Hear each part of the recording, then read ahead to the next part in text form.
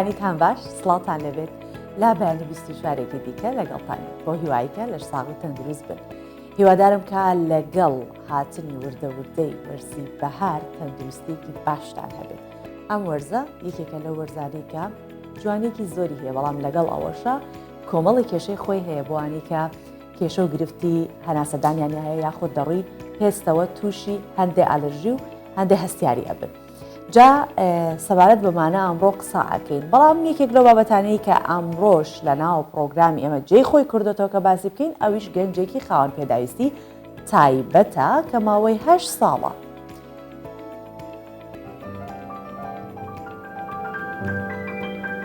ئەوە چی؟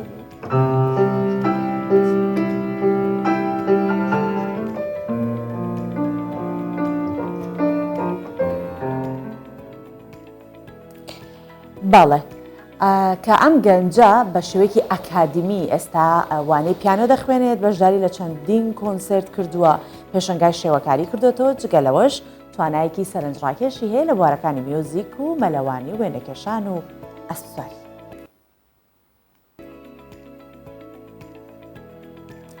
دوای مانگی کوردی ڕەشەمەیە لەناو کورداوە باوە کە لەو مانگە ئەڵێن پێستی ئێمە ڕەشە بێت. لەگەڵ پزیشکێکی پسپۆر باس لە پاراستنی پێستەکەین لە وەرزی بەهار وەک لە سەرەتا باسم کرد کە ئەوەش دەپرسین ئاخۆ لە ڕەشەمێ ڕەشەبین یا ڕەشمانەکات ڕەشەمێ؟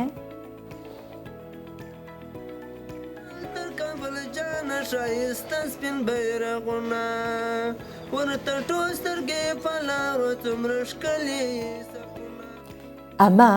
سرودی تالیبانەوە. تالیبان تەنیا سرودی ئاینی لەلایەن بزوتنەکەیەوە ڕێگە پێ ئەیات هەموو جۆرە میوزیکێک و چالاکی دیکە قەدەغاکە، بۆیە زۆربەی گۆرانبێژ و میوزیک ژۆنەکان وڵاتەکان بەجێ هەیە.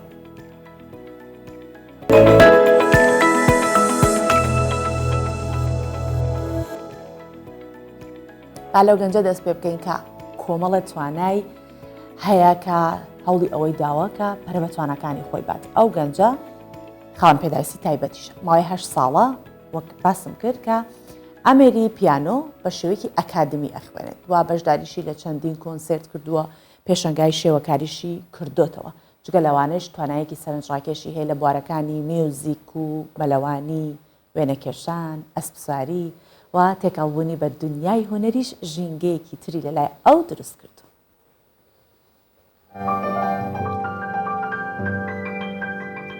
گەنجێکی خاوەن پێداویستی تایبەتە، بە ژەنینی پیانۆ ئارامی بە ڕۆحی دەبەخشێت. نۆتەکانی مۆسیقا دنیایەکی هونەریان بۆ دروست کردووە. ڕەنفریاد خەڵکی سلێمانیە و ئەمڕۆ هاتۆتە هەولێر بۆ بەشداریکردن لە کۆنسەرتێک و سرپاندنی ئاوازێکی خۆش بە گوێ گراندا. چەرپارچەیەکی میوزیکی ئەکەم پێشکەش کرد لە پەیمانگەی هونەرجوانەکانی هەولێر. لەکوێوە هاتووی؟ لە سلێمانی. باشە. هاوڕێیان لێرە موزیکەکەیان پێخۆش بوو؟ بەڵێ، جگە لە میوزیک مەلەوانی و ئەسپسواری ئەزانم لەگەڵ پیانۆش. باشە، کامیان لای تۆ خۆشترە، میوزیک ئەسپسواری یان میوزیک، ئەسپسواری، پیانۆ؟ ینی هەموویان لای تۆ خۆشن. باشە. ئەمڕۆ دڵخۆش بوو لە هەولێر؟ بەڵێ، زۆر دڵم خۆش بوو.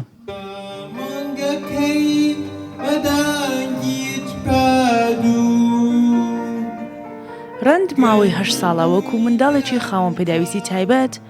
وانەیە ئەمێری پیانۆ دەخوێنێت. بەشداری لە چەندین کۆنسرت کردووە و پێشەنگای شێوەکاری کردوتەوە. جگەلەوەش توانایەکی سەرنجڕاکێشی هەیە لە بوارەکانی موزیک و مەلەوانی و وێنەکێشان و ئەسپسواری.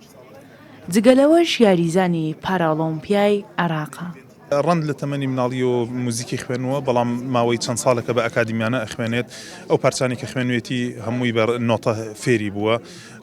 وت لە چەند کۆنسرتێکا بەشداری کردووە لەگەڵ هاوڕەکانیە لە سلێمانی. ئەمە یەکەم کۆنسرتی تایبەت بە خۆیەتی کە لە پەیمانگای هونەرجوانەکانی هەولێر بۆی ئامادەکرا و کۆمەڵێک پارچەی لە دوو تایپی جیاواز لە موزیک پێشکەش کرد، سۆفت میوزیک و کلاسیکەل میوزیک، هەروەها گۆرانیەکی خوت بە دەنگی خۆی. هەرچەندە ڕەند خاوەن پێداویستی تایبەتە، بەڵام ئەوەیان ڕێگرت نەبووە لە گەیشتن بە خەون و ئامانجەکانی و هەمیشە هەوڵیەوەی داوا وەکو تاکێکی یاسایی لە کۆمەڵگادا بژیت و تێکەڵبوونی بە دنیای هونەریش ژینگەیەکی تریلایە و دروست کردووە. شەیمە بایز کوردستان 24 هەولێر. بەڵێ وتمان کە دوای مانگەکانی زستان لە زمانی کوردی ناوی ڕەشەمەیە لە مانگە جیالەوەی کە گۆڕانکاری تایبەت لە سروشت و زەوی ڕوئەدات لە کوردەواریشە ئەڵێن کە لەم مانگە زۆرمە ڕۆنەبەر هەتاو ڕەشە بن لە هەنێ ناوچەش هەیە کە پێی دەڵێن ڕەشەمێ جا خەڵک دەڵێن تەنیا خانمان ڕەشە بنەوە بابزانین وایە سەرۆکی ڕێکخراوی فەلەکناسی کوردستانیش لە ڕووی زانستیەوە باسی کردووە کە ئاستی خۆر لەو مانگە زۆر نزمە بێتەوە بە پێچەوانەی هاوین ڕاستەوخۆ لە زەوی ئەیات و هەر ئەوە شوای کردووە کە بڵێن ڕەشەمێ واتە ڕەشت دەکاتەوە. پلەکانی سەرما دابەزیوە و هاوڵاتیان بەم جۆرە لە ناوەڕاستی شار لەبەر گەرمای هەتاو دانیشتون. مانگی ڕەشەمەیە، دوایین مانگی زستانە. لە کوردەواریدا دەڵێن خەڵک لەم مانگەدا ڕەنگی پێستیان ڕەش دەبێت. لە هەندێک ناوچەش بە مانگی ڕەشەمێ ناسراوە و لەو بڕوایەدان تەنها خانمەکان پێستیان ڕەش دەبێت. لەگەڵ حاجی فاڕوق لەبەر هەتاوەکەی ڕەشەمە لە ناو باخچەکەی قسە دەکەین. تەمەنی 75 ساڵە و دەڵێ مانگی ڕەشەمە مانگی زاوزەی ئاژەڵانیشە و زەوی و سروشتیش دەگۆڕێن. کە گەویشتی ڕەشەمەی بە زمانی جوتیاری کە برین فەلاح هەموو جارێ دەیانگۆ شۆی چلەی وەردی ڕەشەمەی چلە دەزانی کەینەیە مانجیەک ڕەشەمەش کە ئێستامەوە لە ناوین وەردە درێتەوە ئەوە پێی دەڵێن وەردی ڕەشەمەی ئەوە لۆ کشت و کالی باشترین بەرهەمی هەیە. ئەو جەدەینەوە سەر ئەوەی کە تازە گۆتمان کە باسی ئەو هەر پەرچێمان کرد و باسی ڕنگۆڕینمان کرد لەگە ڕۆژێ و باسی بۆڕی سۆبەمان کرد و ئەوە لەو مانگەی ئەوە هەیە لەو مانجی ڕەشەمەی ئەوانە هەمووی واریدا هەمووی دەبی بەخۆی دائیمەن مەڕ و ماڵات دەردەکرێ لە غەم دەکەوی ترسی تێدانە مەسەلێ ئێستا مەڕ و ماڵات ئەگە بستە ئاقاری شەوێ بشبیتە باران ترسی تێدا نییە ترزنم هەبرێ وەڵا ئەو مەڕە مردار دەبی یان دەفەوتێ چکو سەرما ئەو حکومەی نمە ئەوەیە نیشانەکانی ڕەشەمەی ئەو مەوزوعانەی لە کۆنەوە هاتیە بەڵام نازانم مەوزوعەکە چییە لە چێ هاتیە بەلێبەرێ ئێستامەوە ڕوبەری ڕۆژێنینە ئێستا تو بڕک ئەوە بێڕاوەستی دەمون چاوت ڕەش دەبی بە ڕەشەکی وها نابەرێ بێتانبی تەنها گۆڕانێک دێ چەند سەعاتەکە چا دەبتەوە. فەلەکناسان جیاواز لە بڕوای هاوڵاتیان و چیرۆکە مێژوویەکان لەبارەی مانگی ڕەشەمە ئەو بابەتە دەبەستنەوە بە پەیوەندی ئاستی هەتاو لە وەرزەکە و نزمبوونەوەی پلەکانی سەرما. ئێستا حالیان خۆر و ئێمە لە خۆر بەرەبەرە دوور دەکەوینەوە چکە نزیکترین خاڵی لە مانجی 12 تۆمار دەکات 147 میلیۆن کیلۆمەترە دوورترین خاڵ لە مانجی حوزەیرانەکە 152 نێوەندی دووریش 150 میلیۆن کیلۆمەتر لە وەرزەکانی لە ئادار و لە ئەیلولدا بۆیە هۆکارەکەی سەرچێکی ئەوەیە بۆ دەگەڕێتەوە کە کەسەکان مرۆڤەکە خۆی دەداتە بەر تیشتی خۆر لا ئێرادی یان بە سروشتی کاری و دەبێت کە تیشتی خۆری زۆر پێ بکەی بە تایبەتی لەو مانگەوە و شتێکی تری شەیە بە ئەوم بەیاد بێتەوە ئاستی خۆر نزمە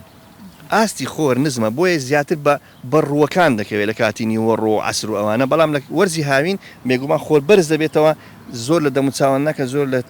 لە تۆقی سەر زیاتر دەدات ئەمە ئەو هۆکارانەیە کەوا دەکات ئەو ناوە وەرگێت لە ڕووی زانستی وەکو باسم کرد هیچ پەیوەندی بە دووربوونەوە نزیکبوونەوە لە خۆرەوە نییە. لە مانگی ڕەشەمە کە سروشت و زەوی گۆڕانکاری بەخۆیەوە دەبینێ وەرزی ژیانەوەی زەویە کەشوهەوا دەگۆڕێت و لەگەڵ کزەبایەکی سارد کە ئاستی هەتاویش نزمە و گەرمایەکی کەم دەبەخشێ. ماڕ و ماڵاتیش بەدەم لە وەڕی یەکەم جیای بەهاری ماڵاوایی لە زستانی سارد و سڕ دەکەن و کەژوچیا و دەشتیش بەرگی زستانیان فرەدەدەن خۆیان ئامادە دەکەن بۆ پۆشینی جلی سەوز و مزگێنی هاتنی بەهار دەدەن. هێرۆمۆلودی کوردستان 24 هەولێر. ئەوە هێرۆ و راپۆرتی ئامادە کرده بوو لەسەر ڕەشەمێ و خەڵکیش ڕابۆچوونی خۆیانیان وت بوو. ئەمە بەجیە با بخەینەوە لاوە. کێشە و گرفتە گەورەکە ئەوەیە کە نەخۆشیەکانی پێست لە وەرزی بەهارتر بەولاوە کە بەرەو گەرما ئەچین زیاترەکەن بەهۆی عراقکردنەوەی زۆر، سوتانەوەی پێست، نەخۆشیەکانی دیکە، تیشکی خۆر، ئەمانە هەمووی ئەبێتە هۆی ئەوەی کە نەخۆشیەکانی پێست زیاتر لەمان دەرکەون. و نیگەرانێکی زیاترمان بۆ دروستکەن چونکە تەنیا ڕووکەشێکە لە دەرەوە کە بەرامبەرەکەت ئەدبینێ ڕەنگە خوانەخواساگەر نەخۆشیێکی دیکەتە بێت لە دەروونەوە بێت لە ژوورەوە بێت وەکو سک ئێرشە بێت دڵ ئێرشە بێت هەر شتێکی تر بێت دیار نییە بۆ دەرەوە بستەنێ ئازارەکەی بەڵام نەخۆشیەکانی پێست ڕاستە خۆ بەرامبەرەکەت ئەیبینێ ئەمەش تووشی نیگەرانیمانەکات و ئەوەی کە زۆر زۆر گرنگیشی پێدات خانمان کە هەمیشە حەز ئەکەن پێستێکی صاف و جوانیان هەبێت. ئەم بەیانیە دکتۆر دیندار شەریف پسپۆڕی یاریدەدەر لە بواری نەخۆشیەکە پرۆفیسۆری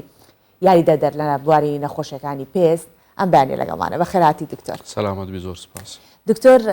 کێشە گەورەکەی هەمومان ژنان بەگشتی پێستمان هەرچەند جوان بێ هەڵێ با جوانتر بێ جا ڕەشەمێش هاتووە با بزانی پێش هەمووشە ڕەشەمێ لە ڕووی زانستێکە ڕەشمانەکە دەگە ڕەشمانەکە با نەچینە دەرەوە بۆ خۆی ئەو مانگە با بڵێن مانگی دوو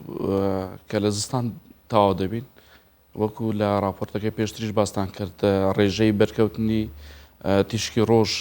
زیاتر دەبێ کە لەو ناو ئەوشدا ڕێژەی ئەو تیشکە زیاد دەبێت کە مرۆڤ ڕەش دەکا. ئەوە لەلایەک لەلایەکی کێشەوە پێستمان لە زستان کەمێک وەکو بڵێ ئیسراحەتێک دەکا خۆی حاضر نەکردە بۆ ئەو بەرکەوتنە زۆرە فبالفعل ئەو ڕەشبوونە دروست دەبێ بەڵام ئەو ڕەشبوونەش کاتیە یانی شتێکی ئەوە نییە بڵێ تا هەتایە بمێنێت ئەو لەکەیان ئەو ڕەشبوونە. باشە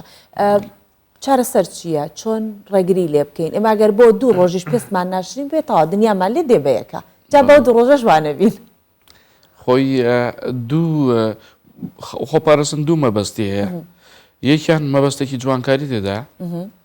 ئەوی تریان مەبەستێکی درێژخانی هەیە بۆ ئەوەی پێستمان تووشی گرێ نەبی لە ساڵانی دوای 45 و 50 بەرەو 60 کە دەڕوا چونکە ئەو بەرکەوتنە زۆرانە با بڵێن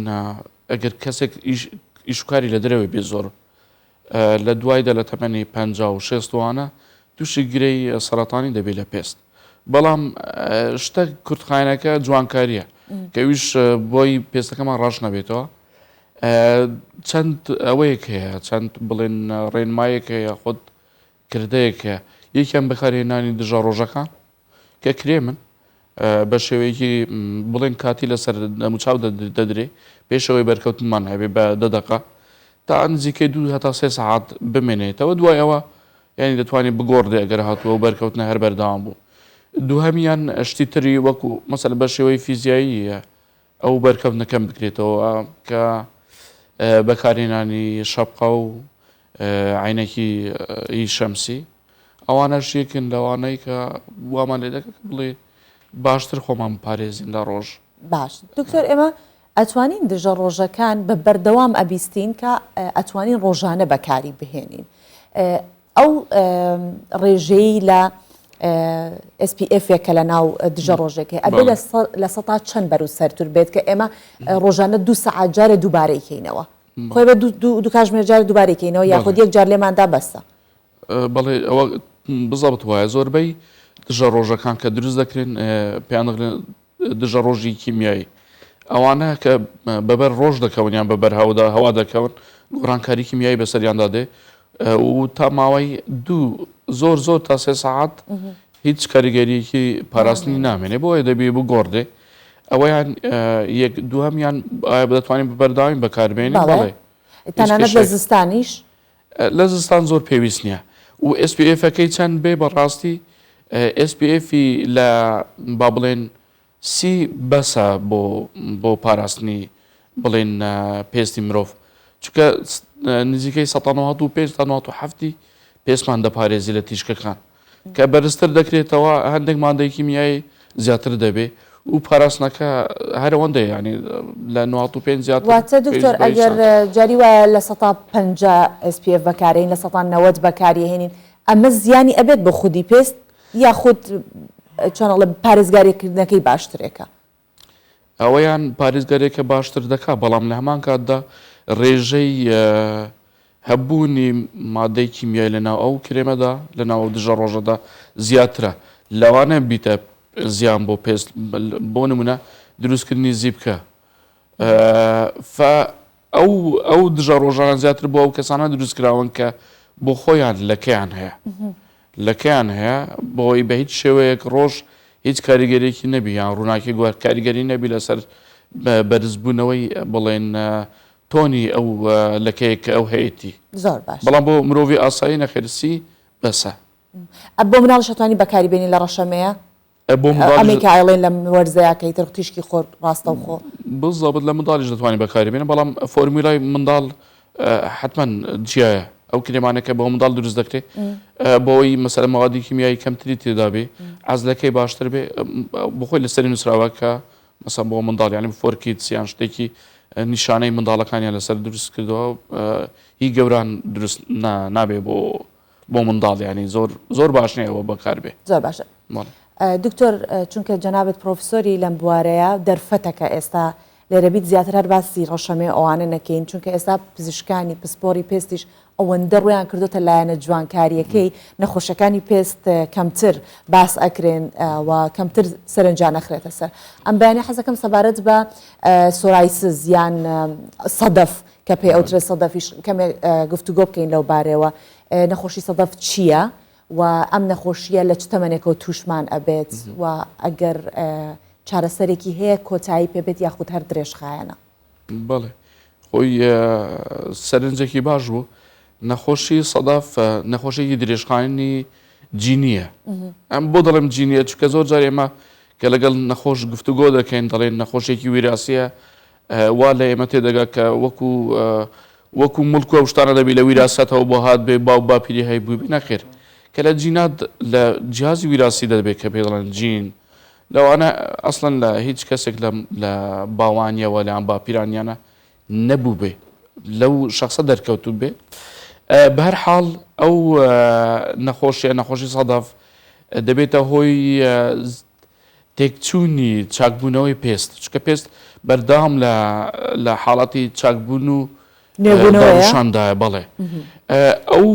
زیاد لە حەد تەبەقەکانی دروست دەکا هەر لەبەرەوە پێ دەڵێن سەدەفیە چکە زۆر ئەوەیە دروست دەکا زۆر تەبەقە دروست دەکە لەسەر یەکتر و دوایە هەر لە قڵەشێ لەسەر ئەو تەبەقانەکە زیادن حاڵەتێکی درێژخایەنە حتمما وەکو هەر نەخۆشیێکی تری درێژخایەنی وەکو با بڵێن زەخت سوکەری ئەوانە هەمویان حاڵەتی درێژخانن ئەو مانایوانە نەخۆش دەبی لە لایەنی دەرونیەوە بڕوخێ دەبێ نەخۆش ینی هەندێک جار باشتر گوێ لە پزیشکەکەی بگرێ ئەو شتێککە باسی دەکە دەڵێ خۆی بگونجێنێ لەگەڵ ئەو نەخۆشیە چونکە باری دەرونی زۆر پەیوەندی بە سەر هەڵدانەوەی نەخۆشەکە هەیە ئەوەی باشە لە سەدەفیە زۆر جار سەدەفی ئەگەر هات و باری تەندروستی دەرونی و جستەی ئەو نەخۆشە باش بێ لەوانەیە بۆ ماوەی ساڵان ئەو سەدەفیە هیچ نیشانەیەک لەسەر پێستی مرۆڤ نەمێنێ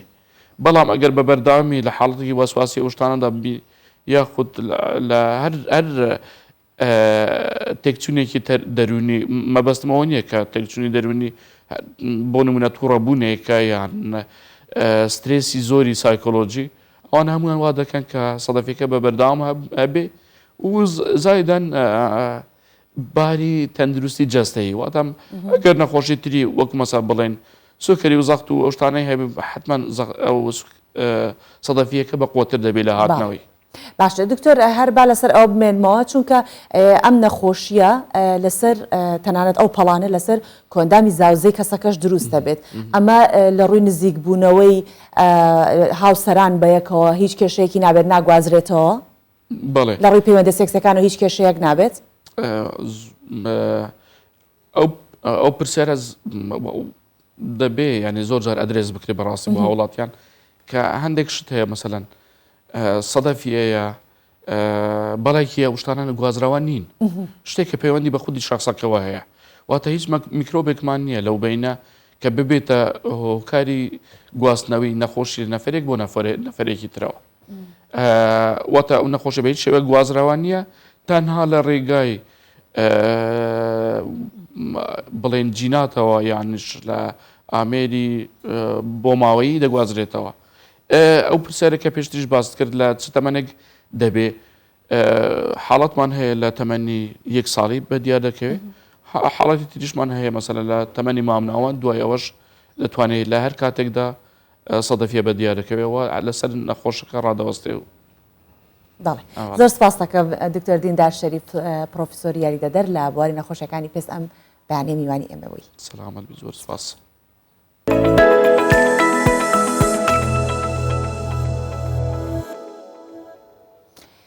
کۆلیژی زانستەکانی زەوی و نەوت لە زانکۆی سەلاحەدین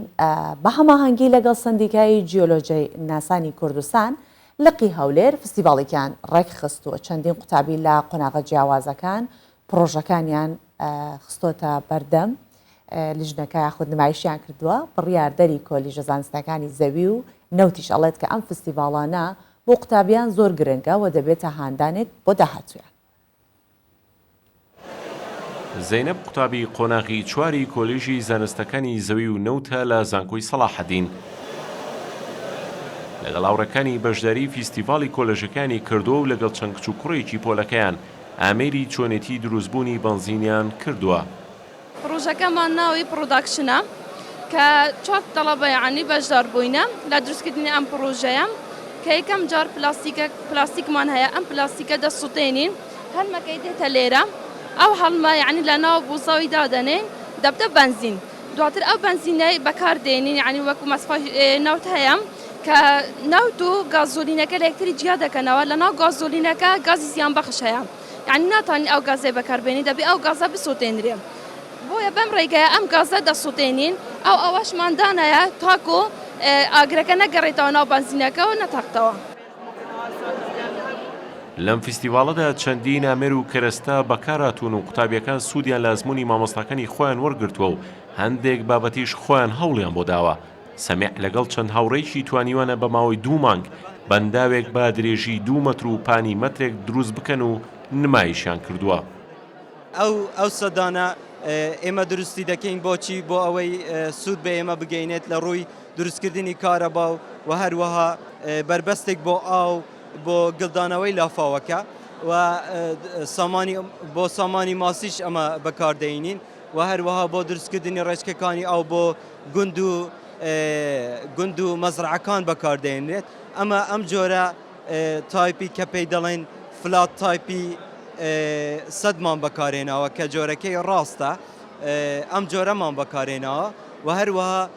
3 جۆری سپڵوێمان بەکارهێنەوە. کەویار تەمەنی 23 ساڵە و بە هەمانگی لەگەڵ هاوڕەکانی بەشەکەی توانیویانە پرۆژێکی نەوت و چاڵکردنی زەوی دروست بکەن و لەم فستیڤاڵەدا نمایشی بکەن. بیرلێدان درویلینگ پێویستمان بۆ سائیلەکێ لە بۆ ئەوەی ئەو بیرەمان لە بۆ سارد بکاتەوە لە کاتی حەفر لێدان لێ مەد تانکمان هەیە مەدی تێدایە بە سای مەد پەم ئەو مەدە سەحب دەکەین دەستە ناو سوێڵ لە ناو سوێڵ دەچێتە ناو بیرەکە لە ناو بیرەکە دەردەینی کاتینگ ڕۆک لەگەڵە خۆی دەردەینی مەدە پاکەکە ئەو جارەکە تین ڕۆک دەردەین دێتە سەر شەیڵ شەیکەر لەوێ شەیکینگ دەکاتن ئەو مەدەی خاوێنەی کە مایتەوە دێتە ناو تانکەکە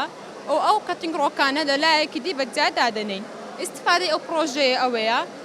لە بتەکەمان لە بۆ سارد دەکاتەوە لە کاتی بیرلێدان وەروە ئەو کاتینگ ڕۆکەی ناو بیرەکەیە دەریدەینی بیرەکەش بە خاوێنی ڕادەگرین بۆ جیۆلۆجیستەکان دەتوانن نەو کاتینگ ڕۆکانێک کە دەرمان هینایە سامپڵ وەربگرن لە بۆ زانینی فۆرمێشنی عەردەکە. بۆ سەرخستنی کارەکان قوتابیەکان هاوکاری یەکدی بوون و بۆ ئەوەی بتوانن پرۆژەکانیان تەواو بکەن و بە چەند تیمێک بەشداریان کردووە. بڕیاردەری بەشی زانستەکانی زەوی و نەوت دەڵێت ئەم فستیڤاڵانە گرنگن بۆ قوتابیەکان وەک هاندانێک دەبێت بۆ فێربوونیان. ئەو پرۆژێکتانێک کە لێرە دروستکرانە لە بوارە جیاوازەکانی جیۆلۆجیە لە بوارە جیاوازەکانە بوون لە بواری نەوتە لە بواری ئاوە لە بواری هەندەسیەیە لە بواری زۆر بوارەکانی تری جیۆلۆجیا و هەموو ئەو پرۆژێکتانێک کە لێرە دروستکرانە پرۆژێکتی زانستین هەمووی زۆربیان ئیش دەکەن چۆن لە تەبیعەت ئەو پرۆژێکتان ئەو پلان و ئەو پرۆژانەی کەوا لە تەبیعەتێ لە ڕووی نەوت لە ڕووی سەد لە ڕووی ئەو نوع پرۆژێکانە لێرەش بە هەمان شێوە بە بچووکراوی کەوا کاری دەستی تەڵەبەیە بە سەرپەرشتاری مامۆستایەکانمان لێکوانە ئەو پرۆژانەیان دروست کردیە. ئەمە دووەم فیستیڤاڵی بەشی زانستەکانی زەوی و نەوتە بە هەمانگی لەگەڵ سندیکەی جیولۆجیانی کوردستان لە قیەولێر دەکرێتەوە بۆ ئەم جارەش بە چەندین پرۆژە قوتابیەکان بەشداریان کردووە.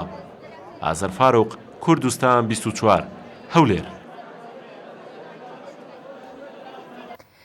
لەگەڵ نزیکبوونەوەی جەژنی نەورۆز هاتنی بەهار هاوڵاتیانی هەرێمی کوردستان وەکو نەریتێکی کوردەواریانەی خۆمان مەشغوڵە بین بە کڕین و هەروەها دوورینی جلوبەرگی کوردی. بۆ هاتنی ئەم وەرزە بەم شێوەیە ئەمە پێشوازی لێکەین بە تایبەتی خانمان ئیتر بازاڕەکانی جلی کوردی پڕاکەن. ئەگەر باسی ئەو ستایلانەش بکەین کە ئەم ساڵ بە تایبەت خانمان خواستیان لەسرە یان بڵین 1-2 ساڵێکە خانمان خواستیان لەسرە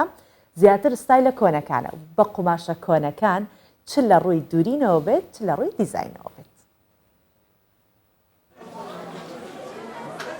زۆرێک لەو کەسانەی جلوبەرگی کوردی خانمان دەفرۆشن پیشەکەیان بۆ چەندەیەک دەگەڕێتەوە. مام عوسمان 2 دەیە کاری فرۆشتنی جلوبەرگی کوردی خانمان دەکات. لە نێو دوکانەکەشیدا زۆرێک لەو قماشانەی پاراستووە کە کولتورین و مێژوەکەیان بۆ زەمانێکی کۆن دەگەڕێتەوە. ئەڵا ئێستا خەڵکە گەڕێ بۆ قماشە کۆنەکان جلی کوردی دروستەکەن لەسەر شێوازە کۆنەکەی شاری سلێمانی جا گەنجیشەیە بە شێوازی کەیکا بۆ گەڕێ بۆ قماشی تازە هەش کەسە و تەبیعەت و ڕەغبەتی خۆ کۆنەکە جوانتر بوو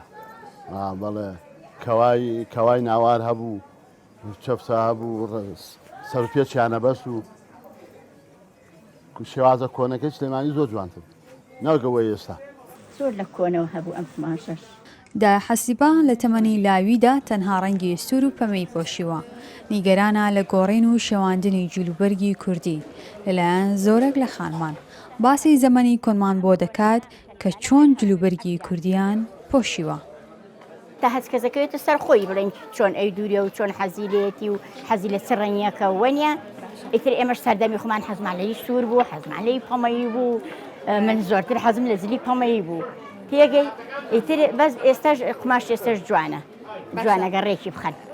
زۆر جارها درینەکان گۆڕانکاری درینەکانی کۆنەکەی جوان بۆیان ئەمە ئێستا ئەم ساڵ باشتر دووریویانە ئەم ساڵ باشتر دووریویانە بە ساڵان زۆر سەقەت ئەیان دووری کۆڵیان بۆنا هەڵیانە دڕی کۆڵەکانی ئەمە کەوای ناواری پیاڵێن ئەم سنعاتە ئێستا ئەتوانم بڵێم زۆرن ئەو کەسانەی لە ناو کووردا خەمی پاراستنی کولتوری کوردیان خواردووە. ماڵی سۆفی کەریم جگا لەوەی ناوەندێک بووە بۆ کۆکردنەوەی ئاسەوار و کەلوپەلی ڕەسەنی کوردی لە هەمان کاتدا شوێنێکیشا بۆ نمایشکردنی جلوبەرگی کوردی. جلوبەرگی کوردی ئەتوانم بڵێم نازنامەی نەتەوە میلەتەکەمە. ئێمە وەکو واجب و سەرشانی خۆمان ئەبێن لە خزمەتی مانەوەیان نابین. بۆچی؟ لەبەرەوەی ئێمە وەکو بنەماڵە یا با بڵێن وەکو نەتەوە جوانترین جلە بەلامانەوە چ خانمان چ پیاوان. ساڵ بە ساڵ لە ناو خانماندا مۆدەی درین و پۆشینی ئەو جلوبەرگە کوردیانە دێتەوە کە ستایلی کۆن و ڕەسەنایەتیان پێوە دیارە. بۆ ئەم ساڵیش هەم لە قوماشی جلوبەرگی کوردی هەم لە شێوازی درینەکانیان خواست لەسەر شێوازە کۆنەکە زیاترە. بەکارهێنانی کۆڵوانەش لە جلوبەرگی کوردیدا یەکێکە لە پارچە گرنگ و سەرنجڕاکێشەکانی جلوبەرگی کوردی خانمان. زیاتر بەکارهێنانی کۆڵوانەش لەلایەن خانمانی سلێمانیەوە بەکار هاتووە کە شێوازێکی جوان بە جلوبەرگەکە دەبەخشێت. دالیا کەمال، کوردستان 24 سلێمانی. دالیا کەمال لەم راپۆرتە کۆمەڵێک ڕووی خست بووە ناو ئەم راپۆرتە لەبارەی جلی کوردیەوە باسی کۆمەڵە ڕووی ئەم بابەتەی کردبوو بەڵام ئەوەی کە زیاتر ئێمامانوێت قسەی لەسەر بکەین ئەبێ لەگەڵ دیزاینەرێکی جلوبەرگی کوردی بێت بۆی کە زیاتر بزانین ئایا جلوبەرگی کوردی مۆرکی کوردەواریەکەی پێوە ماوە یاخود هەوڵی ئەوە ئەدرێت کە کاڵتر بکرێتەوە یاخود نەوەکو ساڵانی پێشتر و پێشتر جلوبەرگەکە بگەڕێتەوە سەر شێوازە ڕەسەنەکەی خۆی ئەمانە هەمووی لەگەڵ هاژە ئازاد باسەکەم ئەم بەیانیە میوانی بەیانی 24 لە سلێمانی و لەگەڵمانە هاژە بەیانیت باش هیوادارم کە لە ساغ و تەندروستبی بۆ جلە کوردیە جوانەوە کە پۆشتە بەرنامەکەت بۆ ڕازاندینەوە هاژە دەست خۆش بێ خات و هاژە دیزایانی جلوبەرگی کوردی ئێستا بە چ ئاراستەیە گەڕاتۆک و دیزاینەرێک چۆن ئەیبینی ئەوەی کە ئێمە باسمان لێوە کرد کەمێک ئەوە بوو کە باسی ئەوەمان کرد جلوبەرگەکە وەکو جاران خەریکە ئەگەڕێتەوە ئێوە چۆن ئەیبینن سەرەتا سڵاو حەزم کرد شتێکی خەڵت هەبوو ڕاستی کەمەوە من دیزاینەری جلی کوردی نیم بەڵام کاری لەسەر ئەەکەم من ناتوانم ئەوە خۆم بەوە ناو بنێم کە من دیزاینەری جلی کوردی بم بەڵام بەڕاستی ئێستا خەریکی بەڵام شارەزایەکی باشت هەر بەو جلوبەرگی خۆت پۆشیوتە دیارە ئەو جلوبەرگی کە لە پشتیشەوە دادناوە دەیتر دیزاینەرێکیش هەرەوەی پێکرێ خاتواژەوەیە سپاسکیان سپاس بە قوربان ڕاستە بە خۆشحاڵیەوە ئێستا جلوبەرگی کوردی خەریکە ڕەسەناتی خۆی وەرئەگرێتەوە پێم وا بە پێشتر خەریب و لە دەستی ئەیە هەندێک مۆدیل ئەهاتە ناوەوە کە ئەمەیان فەتحە بوو یان توزانم هەنێک شتیان تیا ئەکرد کە لە جلی کوردی کۆنان نەبووە بەس بە خۆشحاڵیەوە ئێستا ئەتوانم بڵێم کە ڕەسەناتی خۆی وەرگرتوتەوانێ بەوەی کە ئێستا کۆڵوانە ئەکرێ بەوەی کە ئێستا کەوا ئەچنرێ یعنی هێلک لە ژێر کەواوە ئەکرێ ئەتوانم ئەوە بڵێم ئێستا کە شاشەکە ئەبێ بە دوو ویندۆ لەلایەکەوە تۆ دەرەکەی و لەلایەکەوە من کە جلی کوردی ئەخرێتە لای جلێکی ئەفەندیانەوە اینجا ئەزانی جلی کوردی ڕەسەن بوونەکەی چەند جوان اینجا ئەزانی کە جلی کوردی چ تایبەتمەندیەکی هەیە پێت وایە کە ساڵانێک بێت کە ئێمە زۆر جار بتوانین جلی کوردی بەکاربێنین بەس نەچینە ناو بەهارەوە بیرمان بکێتەوە کە جلێکەکەی بەناوی جلی کوردیەوە ئاوا بۆ نمونە لە هەفتێکە یەک دوو جار مناوە جلی کوردی لە بەرکەم لەسەر شاشە پێت وایە ئەو مۆدێلە بگەڕێتەوە بەتەکیید و خەریکە ئەشگەڕێتەوانێ ئێستا بە خۆشحاڵیەوە زۆربەی خانمان بۆ بۆنەکان بۆ بۆنە تایبەتیەکان گشتیەکان هەمووی جلی کوردی ئەپۆشن زۆر باشە ئەبەی کە ئەم ساڵ زیاتر مۆدێلێتی یا بڵێ باوە زیاتر خاتواژە ئەوەیە کە ڕەنگەکان زۆر تێکەڵاو ئەکرێن ڕەنگە سێ ڕەنگ کە هیچی چۆنەڵە نافی بەسەر ئەوەی ترەوە نییە بە یەکەوە تێکەڵ بکرێت ئەمەش جۆرێکە لەوەی کە وەکو جلی کوردی جارانە یاخودنە ئەمان باوێکی نوێیە کە هاتۆتەوە بۆ ناو جلی کوردی بەتەکیید من خۆم ئەو تەمەنەم نییە کە بڵێم لە جارانە خۆم ئەوم کردبێ بەڵام وەک ئەوەی کە پرسیارم کردەوەکەوەی کە جۆم لێ بووە بەتەکیید ئەڵێن کە جاران ڕەنگەکانیش هیچ تەنسیق نەبوون یعنی بڵێ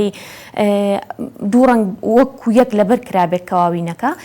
نەخێر کراسەکە ڕەنگێک بووە کەواکەی ڕەنگێک بووە هێلەگەکە ڕەنگێک وە چنینیان لەسەر کردووە و زیاتر چەفتە بەکار هاتووە ئێستا ئەم مۆدێلی بەکارهێنانی ئێلەک لەگەڵ کەوا اینجا کۆڵوانەیەکی شەکەن بەسەریە چۆنەڵێ یا نایکەین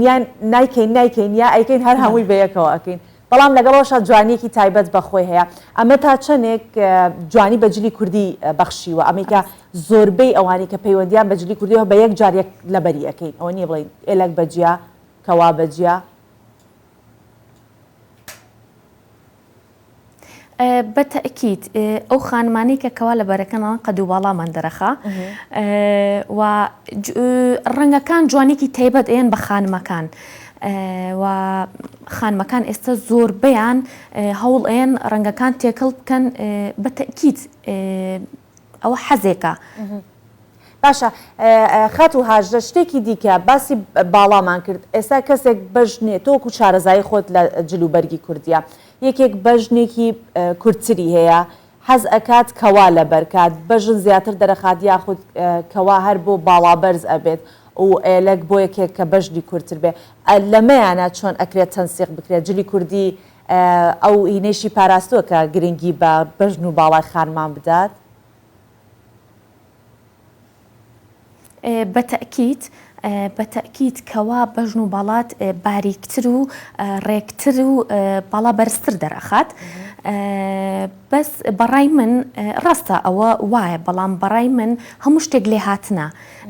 ناڵێم هەموو خانمێک جلی کوردی لێ نایە، بەڵام خانمێک بۆ خانمێکی تر ئەیگۆڕێ. هەموو خانمێک جلی کوردی لێ جوانە، بەڵام هەندێک خانم هەیە ئەتوانێت ئەوە لەبەرکەنجا خاتوهاژەوە خۆشمان نێزانین کە پێڵاوی بەرزیش ئەو کێشەیە کەمێ حل کردووەمانێکە 7 سانتیم و زیاتر 10 سانتیم و 12 سانتیمن ئەو کێشەیەش حل ئەکەن. ئەتوان باسی شێوازێکی تری جلی کوردی بکەن یان هی ناوچەیەکی دیکە. ئەم ساڵ زیاتر ئەبینین دەستوری چۆنەڵە سلێمانی زیاتر باوە یاخود دەستورەکانی دیکەش باون. ئەگەر وەکو ترێندێک بن کامیان زیاتر باوە، هیچ ناوچەیەک زیاتر باوە؟ زیاتر سلێمانی. زیاتر سلێمانی. ئەوش بە بەکارهێنانی چی جیای ئەکاتەوە لە ناوچەکانی دیکە؟ کام یەک لەو پارچانەیە کە جیای ئەکاتەوە لە کەواکەیەتی یاخود لە سەڵتەیە یا لە بە بەکارهێنانی بەڵێ بەچی؟ بەڵێ بەچی جای ئەکاتەوە بۆ جایکات و کە هێلک لەژێر کەواکەوە ئەکرێ کە کەوا ئەکرێ کە چەفتە ئەکرێت ئەوە سلێمانی کۆن هەر ئەویان بەکارهێناوە. ئەی کڵاوزەڕ و ئەوای ژێرچانە و ئەوانە ئەم ساڵیش بە هەمان شێوە باوە بن؟ واللهی ئەویان ئەکرێتەوە سەر خواستی خانمەکان خۆیان بەکاریان ناڵێن بەکارنایەن، بەڵام وەک ئەوەی کە ئێستا بە ڕێژێکی بەرچاو عنی بێتە پێش چاوی بینەران زیاتر ئەوە باوە کە چەفتە چۆن بڵێ ڕەنگەکان تێکەڵ بکرێت، زیاتر ئەوە باوترەوە گلەوەی کە کڵاو و ئەمانە. ئێستا ئەم ساڵ زۆر ئەوەی کە ئەبینرێت هەر لەگەڵ هاتنی وەرزی بەهاری تر دەبینین پەیجەکان دەستەکەن بە ڕێکلامکردن بۆ قماشەکانیان دیزاینەکانیان دەستەکەن بەوەی کە حتا تەنانەت لە ڕووی خشلەکانی شو ئێستا ئەم ساڵ باو یاخود مۆدلی ئەو ملوانکانەی کە لە گردن ئەو ئەستێت کە پێشتریش لە ساڵانی کۆن هەبووە. اینجا با زیاتر لە تۆ ببیستین ئەو خشلانەی کە ئەم ساڵ باون بۆ سەرجلی کوردی بە چ شێوەیەکن زیاتر شۆڕە بنەوە یاخود زیاتر لە گردنەوەستن؟ بەڵێ من خۆم ئێستا زیاتر دیزایانی ئەوانە ئەکەم. بەڵێ زیاتر ئەم ساڵ مرواری زۆر مۆدیلەتی ڕاستەکەی کە بە سێ ڕیز لێرە ئەوەستێت کە زیاتر مۆدیلی ئێستا بەردە بەرد بەکار ئەهێنن. ئیشی ڕێزن کە بۆ پشتێن و بۆ حێلومێ خەکوشت بەکاری ئەهێنن. ڕەنگەکان ئاڵو واڵاترن ئەم ساڵ، ڕەنگی زۆر جوانیان تێکەڵ کردووە. ئەتوانم بڵێم دیزایانی ئەم ساڵ زۆر جیاواز و جوانە. واتە ئەم ساڵ زیاتر بەرد بەکارەهێنرێت وەک لە ساڵانی تر ئەو زەرچک و ڕەنگی زیوی و ئەوانە لە بریەوە بەردی ڕەنگا و ڕەنگیشە زیاترە گەر بدەم پاریش بە هەمان شێوە هەمان مۆدێلە ماوەتەوە ئەگەر پێم وابێت. بەڵێ بەڵێ وایە، بەس پارەوەی بە حکمی ئەوەی کە ئەم 2 ساڵە کەرەنتین و خەڵک زۆر ئەوە نەبووە کە وەک ئەم ساڵ هەوڵی بۆ ئەیان و ئەیکەن. باشە هاژە من پرسیارێکم نەماوە بەڵام بیستومانە بۆیان باس کردوین دەنگێکی زۆر خۆشیشت هەیە. ئەمە پرسیار نییە ئەمە داواکاریە.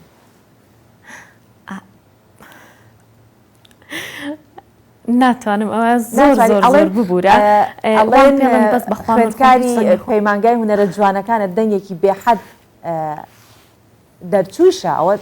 لەوەش تێپەڕیت کاتە لە مۆسیقاش شارەزایتر کەوتیتە چۆنەڵێ بۆسەکەەوە. من دەرچی پەیمانگای هونەرە جوانەکانم بەشی میوزیک عازف ساز، بەس لە ئێستا ئەبێ بمبووری بە گەورەی خۆت بمبووری. باشە قەینە کاسای هەر ئەوەندەی کە ئەم بەیانیە لەگەڵ ئێمە بوویت و بەم جلە کوردیە جوانە و باسی دیزایانی جلوبەرگی کوردیمان کرد ئێمە سپاس دەکەین. زۆر سپاس. زۆر سپاس.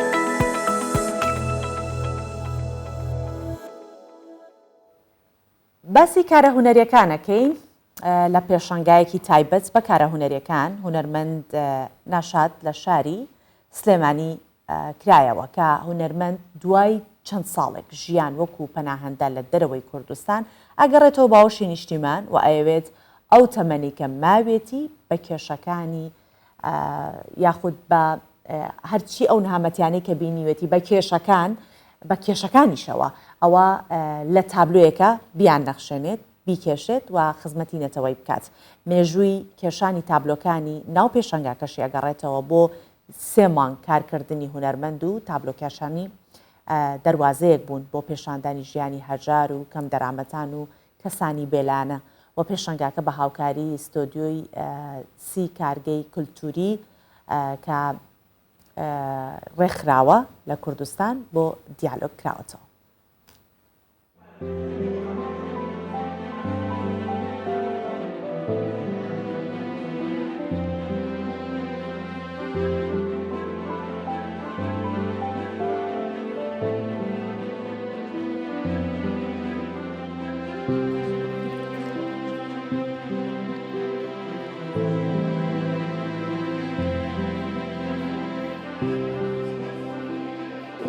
یەکەم ڕۆژ شونگە کەلاوەکان وشتم وان زانیە من لە برسا یاسینا بەم نەڵێەوەکە لە بشەمان کردی بەڵام من خۆم نەمکەم تواناوی خۆم و بەم نەخۆشی بێ دەرامەتی خۆمەوە توانیم ئەم کەمە پێشەنگاتان بۆ بکەمەوە کە بێتە من گوڵتان پێشکەشەکەم وێنەکانم بریتە لە وێنەیە ژارەکان لە سروشتی کوردستان لە گوڵی جوان بۆی میلەتەکەشمان گوڵ بێت ئەگەر گوڵ من دەرکیش نەبن با فێری لێبوردەی بن یەکتری عەفوکەن چونکە یەکترین دەرمانە بۆ سەرکەوتن.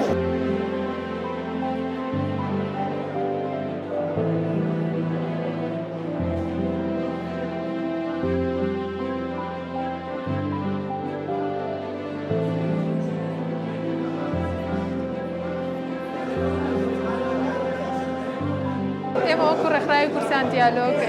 هەستای بانجامدانی ئەم چالاکیە بە هاوبەشی لەگەڵ کارگەی کلتوری جگەرەکە ستودیۆی 3 وەکو کاری نوێی ئەم ساڵمان هەستمان کرد زیاتر کار بۆ هونەرمەندانیش بکەین خۆی ئێمە چەندین بوارە کارمان کردووە بە کەلتورکردنی خوێندنەوە ئامانجی سەرەکیمان و ناساندنی کتێب بەڵام ئەم ساڵ جیاوازتر لە ساڵانی تر ڕێزێنان بۆ هونەرمەندانی شێوەکار و هونەرمەندانی بوارەکانی تریش بە تەمای کاری زیاتر بکەین لەو بوارە.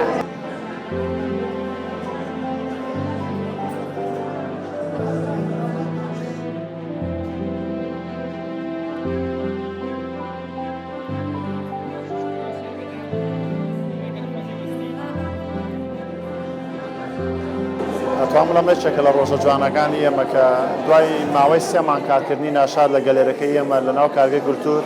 پێشانگای تایبەتی ناشادمان کردوێتەوە تەواوی کارەکان لە ماوەی 3 مانگ ئامادەمان کردووە کەمتر لە 3 مانگیش بەڵام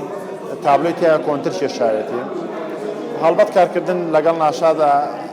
هەم ئاسان نییە هەم زۆر چێژ بەخشیشە چونکە ناشادێکێکە لەو هونەرمەندانەی بە بەردەوامی بە دوای ئازادیەوە دەرە بێ لی تێبگەیە بێ ئامادەیەکی بۆی کە ڕابێ لەگەڵ تا ئیش بکە خۆشبەختانە ئێمە توانیمان ئەو هەنگاوە جێبەجێ بکەین و لەگەڵ ئێمە ئیشی کردو 65 تابلۆی کێشاوە تابلۆکان زیاتر لایەنی بابی هەژاران و ئەم شتانەی لێگاوەتەوە لە تابلۆکان.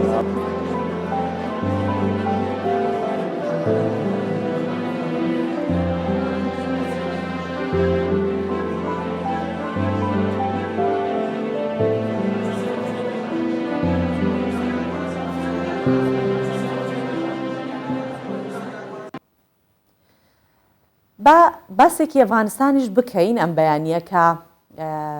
ئەوانی کە هونەر دۆستن و هونەرمەندن لەو وڵاتە ئەڕۆن بۆ لەبەرەوەی کە تەنیا سرودی ئاینی لەلایەن بزوتنەوەی تاڵیبان ڕێگە پێدراوە هەموو جۆرە میوزیکێک و چالاکیێکی هونەری قەدەغە کراوە بۆیە زۆربەی گۆرانی بێژەکانیان میوزیک ژەنەکانیان وڵاتەکە بەجێهێڵن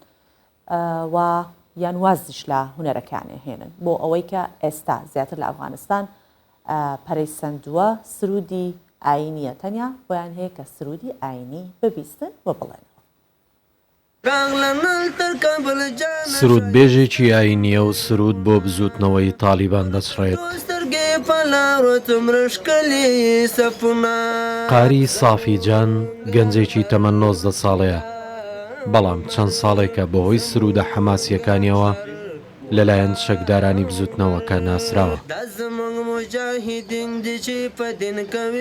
تەرانیا ډېر تاثیر لري جهاد په وخت کې ئەم گۆرانیانە لە کاتی جیهاددا زۆر کاریگەر بوون هەر کاتێک لەگەڵ مجاهیداندا بە ئۆتۆمبیلیان ماتۆسکیلێک سەفەرم دەکرد ئەم گۆرانیانەم دەچڕی زیاتر ورەیان بۆ شەڕی دوژمن بەرز دەکردەوە بەر لە کۆنتڕۆڵکردنەوەی ئەفغانستان لەلایەن بزوتنەوەی تالیبانەوە سرودبێژانی ئاینی بزوتنەوەکە لە شوێنێکی ژێر دەسەڵاتی خۆیان یان لە پاکستانی دراوسێ سرودەکانیان تۆمار کردووە چونکە ئەو شێوازە سرودبێژیە لەلایەن حکوومەتی پێشوو قەدەغە بووە و دەستگیرکردنیشی لەسەر بووە جهادی تەرانە و زموږ په جهاد او مقاومت کې گۆرانی جیهادی ڕۆڵێکی زۆر گرنگی بینی لە ڕوبەڕووبوونەوە و بەرخۆدانی ئێمە بە هاوکاری ئەم گۆرانیانە گەنجێکی زۆر دەچوونە ناو ڕێزەکانی تالیبانەوە ئەو سرودانە هانیدان بۆ ئەوەی لە بەرامبەر دوژمندا بوەستنەوە و تەنانەت هێندێکیان هێرشی خۆکوژیان بۆ شکاندنی سەنگەرەکانی دوژمن ئەنجامدا میوزیکی کلاسیکی ئەوغانی بە ئامێرەکانی ڕەبابە و هارمۆنیۆم هەروەها تەپڵ و نایە دەناسرێتەوە بەڵام تالیبان میوزیک و گۆرانی بە کوفر دەزانێت بۆیە زۆربەی گۆرانی بێژ و میوزیک ژەنەکان وڵاتەکەیان بەجێهێشت یان وازیان لە هونەرەکەیان هێناوە سەرجەم فێرگەکانی موزیک و ئەو فرۆشگا و شوێنە گشتیانەشی داخستون کە تایبەت بوون بەو بوارە و ئێستا هەموو چالاکیەکی هونەری لە ئەفغانستان قەدەغە کراوە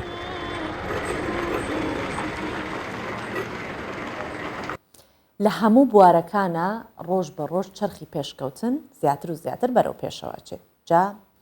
لە بواری وەرزشیش بە شێوازێکی یاخود بە شێوازی خۆی کۆمپانیایەکی ژاپۆنی جۆرە پێڵاوێک دروست دەکات کە ڕۆڵی ڕاهێنەرە گەڕێت و یارمەتی ڕاکەرەکانە دات بۆ باشترکردنی شێوازی ڕاکردنەکان پێڵاوە زیرەکەکە لە پێشانگای بازرگانی بێتەڵ MWC لە بەرشلۆنە نمایشکراوە ئێوەش لێرەوە دەیبینن پێڵاوی سمارتراک ئۆرفی ژاپۆنی بە هەستەوەرێک ئامادە کراوە کە شێوازی ڕاکردنی ڕاکەرەکە ڕێک دەخات و یارمەتیان دەدات بۆ شیکردنەوەی نمایشەکەیان. تۆ دەتوانیت هەستەوەرێکت هەبێت لە ژێر پێی خۆت بۆیە زانیاری ورد و زۆر باش و پرۆفێشناڵت دەداتێت لەسەر چۆنیەتی وەستان. زۆربەی ڕاکەرەکان دەیانەوێت کۆنتترۆلی ئەم تایبەتمەندیە بکەن چونکە فشارێکی زۆر لەسەر جونگەکانیان دادنێن. پێڵاوەکە پەیوەست بە ئەپێکی مۆبایل دەکرێت و شێوازی وەستان و کاتی دانانی پێیەکان و درێژی و بەرزی ئەو وەستانە ڕێک دەخات. ڕۆڵی هەستەوەرێک دەبینێت لە ژێر پێدا. لە ژێرەوەی پڵاوەکەدا گڵۆپی LD هەن کە لەگەڵ گۆڕانکاریەکان ڕەنگەکەیان دەگۆڕێت. دامەزرێنەرەکەمان سەرەتا ئامێرێکی مۆسیقی کارلێکی دروست دەکرد چونکە نیوەی تیمەکەمان لە ڕێگەی گروپێکی میوزیکدایە. ئامێرەکە دەربارەی مۆسیقا و ڕووناکی بوو لەو کاتێک کە کارلێکەکە سەرکەوتوو بوو زانرا کە دەتوانرێت وەک هەستەوەرێکی ژێرپێ بەکاربهێنرێت بۆیە گۆڕیمان بە پێڵاوێک کە سەرنج دەخاتە سەر ڕاکەرەکان و ئەمەش تایبەتمەندیەکە کە خەڵک زۆری بەدڵە. نوێترین بەرهەمی پێڵاوی زیرەکی ئۆپرێت تراک دانراوە بۆ ئەوەی مانگی داهاتوو بە نزیکەی 250 یۆرۆ بفرۆشێت. چاوەڕێ دەکرێت کۆمپانیاکە گەشەی زیاتر بەم پێڵاوە بدات و لە سەرتاسەری جیهان بڵاوی بکاتەوە. ئەمانش بابەتەکانی ئەمڕۆی بەیانی 24 بۆ هیواییکە بەدڵی ئێوە بوو بێت وە سوودتان لێبینی بێت تا بێگەشتنەوەیەکی دیکە بەخواتان دەسپێن. ماڵە.